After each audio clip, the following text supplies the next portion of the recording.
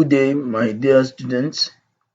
You are welcome to the series of lecture on Literature 101 with the title Introduction to Fiction. This is the second series among the series of lectures we have for the course. During the first lecture, we looked at the concept of fiction, we defined fiction, and we also emphasized the characteristics of fiction. Now, in the lecture of today, we are looking at prose fiction. We put together two concepts, prose and fiction.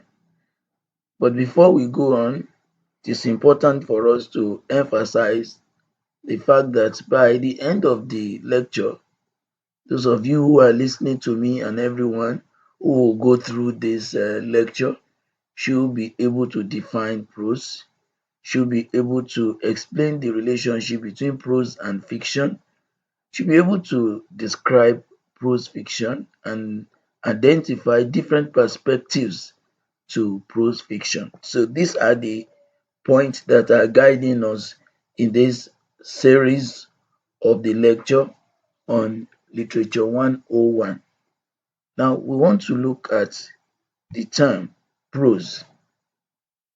As we are all aware from what we have been doing from secondary school classes on literature and what we have been doing in some areas where we have to deal with literature. Prose is not a new thing to us. It's not a new word. Something we have been hearing over and over. Is one of the three genres of literature where we have drama, poetry, and prose. But prose is unique in the fact that it has to do with straightforward of expression, straightforward way of expressing one's thoughts. That is why when we look at it from its origin, from Latin, the word prose is something that came up from the word prosa, which means literally straightforward. So when we talk about prose, we are talking about genre of literature that is typical of form of language in which straightforward form of expression is used. So it is unique, it is different from the other two genres of literature because the way we present it is different from the way we present our thoughts and feelings when we write poems. In the case of poems, poems are usually limited in number. Like this, we have limited number of lines and stanzas. When we look at drama, expressions are broken into various utterances that characters that have been identified we use. But in the case of prose, usually one person is the one who writes or speaks in a straightforward manner, not using lines and spaces, not using acts and scenes, but in this case, usually it has to do with the use of paragraphs and chapters, where the author is at liberty to write a chapter as long as possible, not intermittently broken into individual expressions of characters that are involved in um, in the work of art when it comes to drama.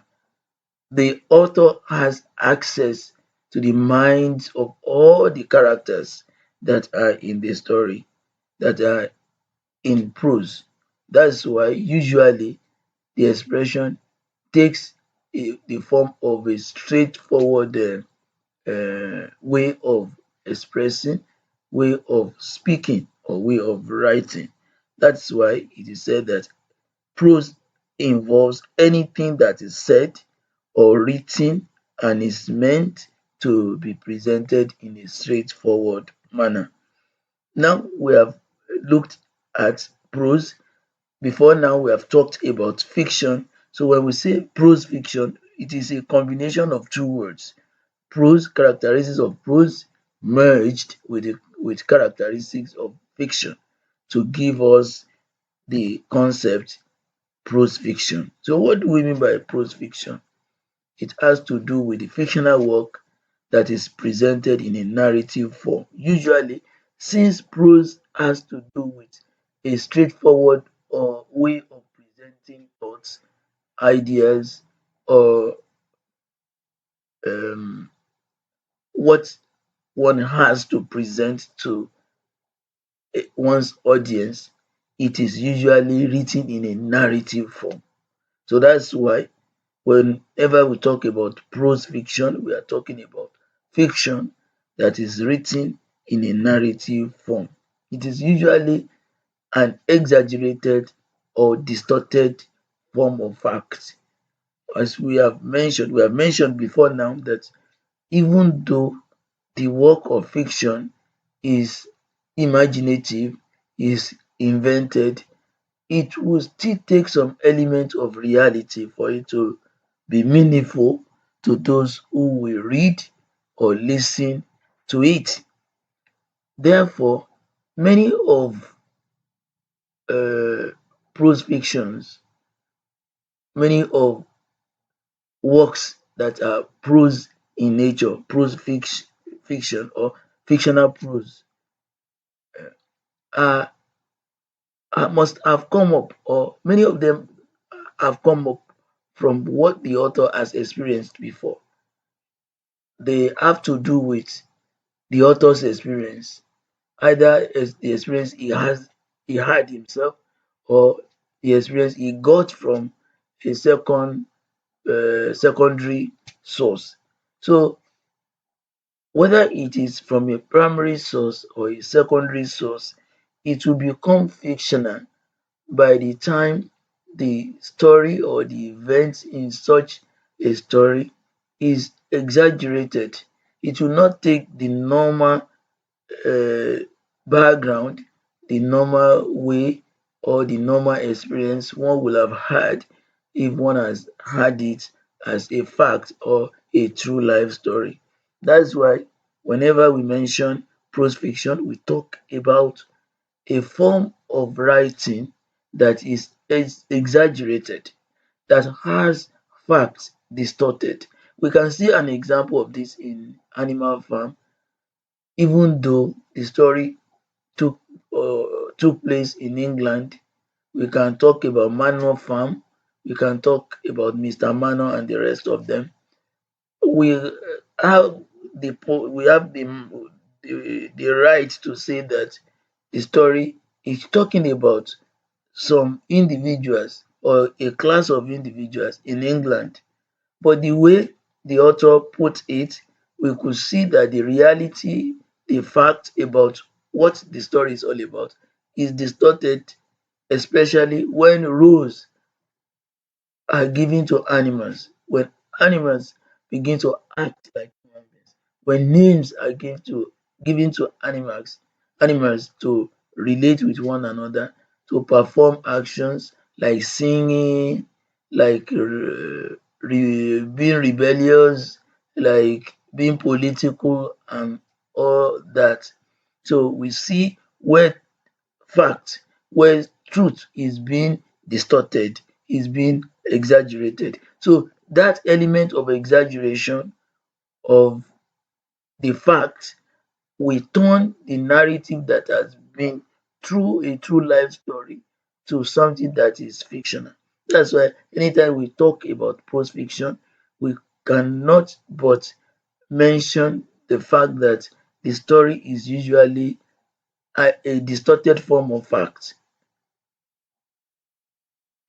that the author has put together as a way of inventing his own story. In addition to that, prose fiction treats essentially personal subject matter which is open to various interpretations by the reader. When a prose fiction is written and is presented for reading, the interpretation of what has been written is not determined by the author, it's determined by the reader. That's why as many readers we have, as many interpretations we expect to have as far as the narrative work is concerned, because it is the readers who will determine, who will interpret what they have read from, based on their experience, based on their feelings, based on their biases. To close it, or to close this series of lecture for Literature 101, we need to mention that prose fiction is a distinct style of writing and communication. It's different from other forms of writing, different from the kind of writing we see when we talk about poetry. It's different from the kind of writing we see when we talk about drama. In fact, under prose, it's still different from the kind of prosaic writing that we will see when we talk about non-fiction, like autobiography, biography, um, and the rest of them, magazine writing, journal writing, and the rest of them. The reason is for the fact that fiction is an invented story that is written in a straightforward manner. So, with what we have done now, you can move to the part where you are going to have questions. There are 10 questions that have been put together under this series. Go through those questions, provide answers to them. In a situation where the answers you, or the score you get, is not satisfactory, you have the right to go through the presentation or the lecture once again. After going through it, you then try the questions. By doing that, there's a guarantee that you can score higher than what you may have scored the first time you go through it. So, yep, I enjoy you to take time to listen to the um, lecture like 2 or 3 times before you go into answering the questions that are attached to the lecture. Any in the situation where you have issues that you need to take care of, you are free to interact with one another from using the platform for this lecture. And when, in case you are not satisfied with the answers you will get, you are still at liberty to contact me through the same platform. And I can assure you, by the grace of God, that answers that will be satisfactory to you will be given. Note, whatever you get from this is going to be put together as part of your CA. Till we meet next time for the third series of the lecture on Literature 101. I say thank you for listening. Bye.